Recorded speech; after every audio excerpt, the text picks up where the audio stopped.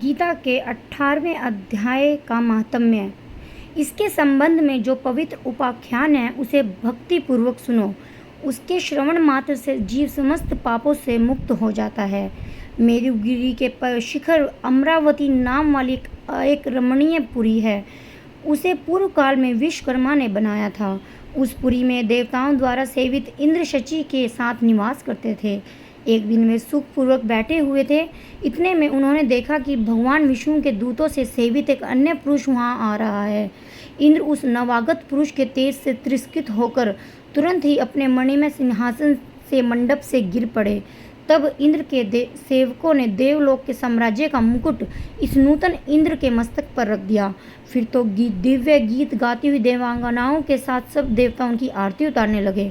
ऋषियों ने वेद मंत्रों का उच्चारण करके उन्हें अनेक आशीर्वाद दिए। गंधर्वों का ललित स्वर में मंगलमय गान होने लगा। इस प्रकार इस नवीन इंद्र का 100 यज्ञों का अनुष्ठान किए बिना ही नाना प्रकार के उत्सवों से सेवित होकर पुराने इंद्र को बड़ा विस्मय हुआ। वे सोचने लगे, इसने तो मार्ग में कभी भी प्याऊ नहीं बनवाए, न ही पोखरे खुदवाई और न ही पथिकों को विश्राम देने वाले बड़े बड़े वृक्ष ही लगवाए हैं। अकाल पड़ने पर अन्न दान के द्वारा इसने प्राणियों का सत्कार भी नहीं किया। इसके द्वारा तीर्थों में सत्र और गांव में यज्ञ का अनुष्ठान भी नहीं हुआ है। फिर इसने यहाँ भाग्य की दी हुई ये सारी वस्तुएं कैसे प्राप्त की? इस चिंता से व्याकुल होकर इंद्र भगवान विष्णु से पूछने के लिए प्रेम पूर्वक क्षीर सागर के तट पर गए और वहां अकस्मात अपने साम्राज्य से भ्रष्ट होने का दुख निवेदन करते हुए बोले, हे लक्ष्मीकांत, मैंने पूर्व काल में आपकी प्रसन्नता के लिए 100 यज्ञों का अनुष्ठान किया था।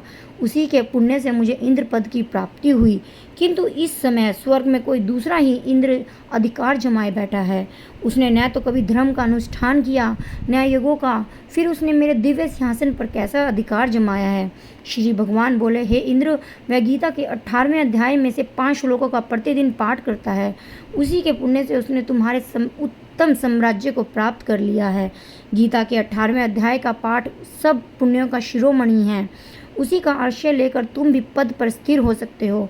भगवान विष्णु के ये वचन सुनकर और उस उत्तम उपाय को जानकर इंद्र ब्राह्मण का वेश बनाए गोदावरी के तट पर गए।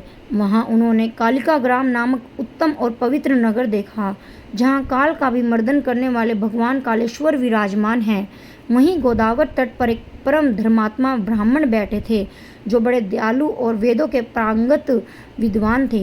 वे अपने मन को वश में करके प्रतिदिन गीता के 18वें अध्याय का स्वाध्याय किया करते थे।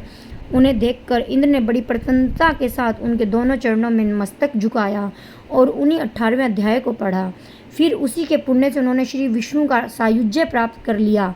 इंद्र आदि देवताओं का पद बहुत ही छोटा है, यह जानकर वे परम हर्ष के साथ उत्तम बैकुंठ धाम को गए। अतः यह अध्याय मुनियों के लिए श्रेष्ठ परम तत्व है। पार्वती 8वें अध्याय के इस दिव्य महात्म्य का वर्णन समाप्त हुआ।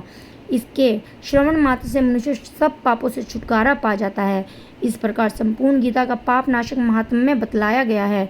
महाभागे, जो पुरुष श्रद्धा पूर्व युक्त होकर इसका श्रवण करता है, वह समस्त योगों का फल पाकर अंत में श्री विष्णु का सायुज्य प्राप्त कर लेता है। जय राधे राधे।